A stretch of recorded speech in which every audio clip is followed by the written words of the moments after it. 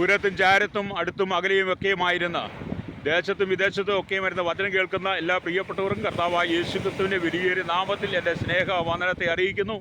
അല്പസമയത്തെ ദൈവവചന ചിന്തയ്ക്കായി ഞാനൊരു ദൈവവചന ഭാഗം ഷെയർ ചെയ്യുവാൻ ആഗ്രഹിക്കുകയാണ്. സക്രിയ പ്രവാചകൻ്റെ പുസ്തകം 9-ാം അധ്യായം അതിൻ്റെ 12-ാമത്തെ വാക്യം. പ്രത്യാശയുള്ള ആമേൻ ബദ്ധന്മാരെ, കോട്ടയിലേക്ക് മടങ്ങി വരുവിൻ, ഞാൻ നിനക്ക് ഇരട്ടിയായി പകരം നൽകും. ഹല്ലേലൂയ. ഇതിൻ്റെ ചില മറ്റ് പരിഭാഷകൾ വായിച്ചാൽ, പ്രത്യാശയുള്ള ബദ്ധന്മാരെ, കോട്ടയിലേക്ക് മടങ്ങി വരുവിൻ, ഞാൻ നിനക്ക് ഈ 2 ഇരട്ടി നന്മ നൽകുമെന്ന് ഞാൻ വായിച്ചു. അത് എങ്ങനെ വായിച്ചാലും ഹല്ലേലൂയ, ജീവിതത്തിൽ തളർന്ന് നിരാശപ്പെട്ട് സങ്കടപ്പെട്ട് ദുഃഖത്തിൻ്റെ കെണിയിലൂടെ കടന്ന് ജീവിതം തന്നെ വേണ്ട എന്ന് ചിന്തിച്ചിരിക്കുന്ന ശ്രോതാവേ, ദൈവത്തിൻ്റെ ആത്മാവ് പറയുകയാണ്, നീ ദൈവത്തിലേക്ക് മടങ്ങി വന്നാൽ നിനക്ക് ഇരട്ടിയായി പകരം നൽകാൻ കഴിയുന്ന ഒരു സർവശക്തനായ ദൈവമുണ്ട്. അതുകൊണ്ട് നിൻ്റെ ജീവിതത്തിൻ്റെ യാത്രയിൽ നീ തളർന്നും ക്ഷീണിച്ചും മടുത്തും പോകാതെ, നീ സങ്കടപ്പെടുന്ന വിഷയങ്ങൾ ഏതായിരുന്നാലും അതിന് നടുവിൽ പ്രവർത്തിപ്പാൻ സർവശക്തനായ ദൈവത്തിന് കഴിയുമെന്നാണ് ഈ തിരുവെഴുത്തമ്മയെ ഓർപ്പിക്കുന്നത്. ഹല്ലേലൂയ.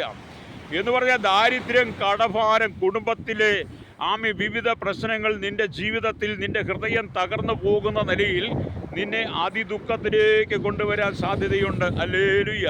അങ്ങനെ നിങ്ങളുടെ ഹൃദയത്തിനകത്ത് അതിദുഃഖം കടന്നു വന്ന് നിങ്ങൾ ജീവിതത്തിൽ നിരാശപ്പെട്ട് ഏതെങ്കിലും ഡിപ്രഷൻ രോഗങ്ങൾക്ക് അല്ലെങ്കിൽ മാനസികമായി തകർന്ന് നിങ്ങളുടെ ജീവിതം തന്നെ നിങ്ങൾ നിരാശപ്പെടുത്തി കളയാതെ നീ ദൈവത്തിൻ്റെ സന്നിധിയിലേക്ക് മടങ്ങി വരുന്നെങ്കിൽ നിൻ്റെ കടബാധ്യതയെ തീർത്ത് തരുവാൻ കഴിയുന്ന ഒരു ദൈവമുണ്ട്. ഹല്ലേലൂയ. നമുക്കറിയാം, ഏലിയാവിൻ്റെ കാലഘട്ടത്തിൽ വിധവയുടെ കലത്തിലെ മാവ് തീർന്നു പോകാതെ ആ വിധവയെ അനുഗ്രഹിച്ചൊരു ദൈവമാണ്.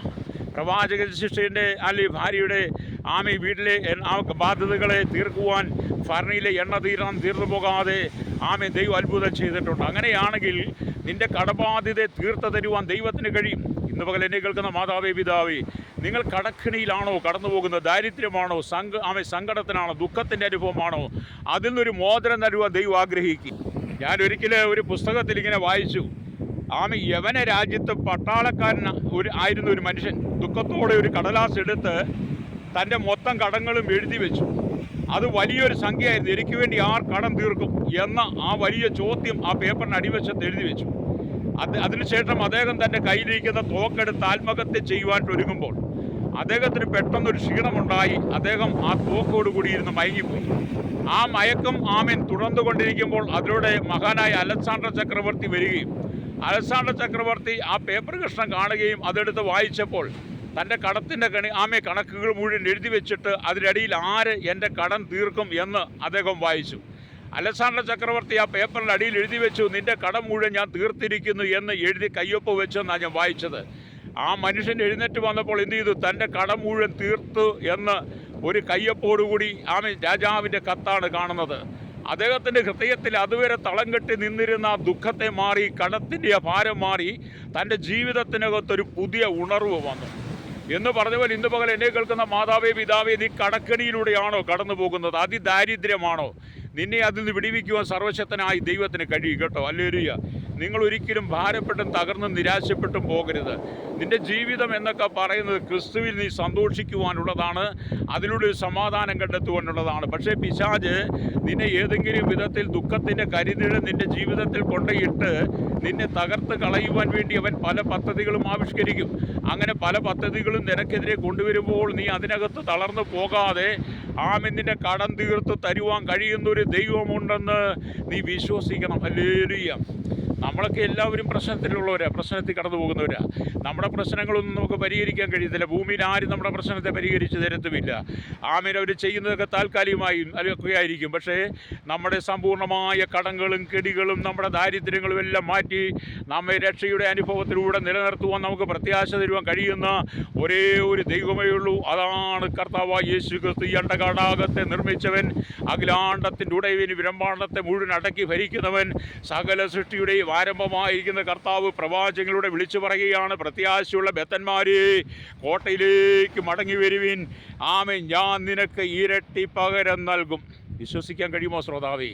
ഇന്ന് നിൻ്റെ കടക്കണികളെല്ലാം മാറാൻ പോവുകയാണ് കേട്ടോ. ഈ ലോകത്തിൽ നമ്മൾ ഒരുപാട് പ്രശ്നങ്ങളെ അഭിമുഖീകരിച്ചെങ്കിൽ മാത്രമേ നമുക്ക് ജീവിതത്തെ മുന്നോട്ട് കൊണ്ടുപോകാൻ കഴിയുള്ളൂ. മനുഷ്യനായി ഭൂമി ജീവിക്കുന്ന എല്ലാ മനുഷ്യർക്കും ഓരോ വിധത്തിലും പ്രശ്നങ്ങളുണ്ട്. ഹല്ലേലൂയ. ആ പ്രശ്നങ്ങൾ നമ്മുടെ ജീവിതത്തിലേക്ക് കടന്നു വരുമ്പോൾ ആ പ്രത്യാശയിൽ നാം നിറഞ്ഞു നിന്നുകൊണ്ട് സകലത്തിനും ഉടയവനായി ദൈവം ആ പ്രശ്നങ്ങൾക്ക് പരിഹാരം നൽകും എന്ന് നമ്മൾ ഉറച്ച് വിശ്വസിക്കുമ്പോൾ നമ്മുടെ ജീവിതത്തിനകത്ത് ആ ഒരു മാറ്റം ദൈവം തരും കേട്ടോ. കർത്താവായ യേശുക്രിസ്തു തന്നെ ഭൂമിയിലായിരുന്നു പറഞ്ഞു, ലോകത്തിൽ നിങ്ങൾക്ക് കഷ്ടമുണ്ട്, എങ്കിലും ധൈര്യപ്പെടുവിൻ, ഞാൻ ലോകത്തെ ജയിച്ചിരിക്കുന്നു. നിങ്ങൾ യോഹന്നാൻ സുവിശേഷം 16:33 വായിച്ചാൽ കാണാൻ കഴിയും. അപ്പോൾ ലോകത്തിൽ ജീവിക്കുന്ന എല്ലാ മനുഷ്യർക്കും കഷ്ടങ്ങളുണ്ട്. ഹല്ലേലൂയ. പക്ഷെ നമ്മൾ എന്ത് ചെയ്യണം? കഷ്ടം കടന്നു വരുമ്പോൾ അതിൻ്റെ നടുവിൽ നമ്മൾ നിരാശപ്പെട്ടു പോകാതെ നമ്മൾ യേശുക്രിസ്തുവിൽ ആശ്രയിക്കുന്നെങ്കിൽ ഇന്ന് പകൽ എന്നെ കേൾക്കുന്ന മാതാവേ, പിതാവേ, നിൻ്റെ സകല കഷ്ടതയ്ക്കും ആശ്വാസം തരാൻ ദൈവത്തിന് കഴിയും. ഹല്ലേലൂയ. അപ്പം മത്തായിയുടെ സുവിശേഷം 6:33 കൂടെ വായിച്ചാലും കാണുന്നുണ്ട്, മുമ്പേ അവൻ്റെ രാജ്യവും നീതി അന്വേഷിപ്പിൻ, അതോടുകൂടെ ഇതൊക്കെ നിങ്ങൾക്ക് കിട്ടും.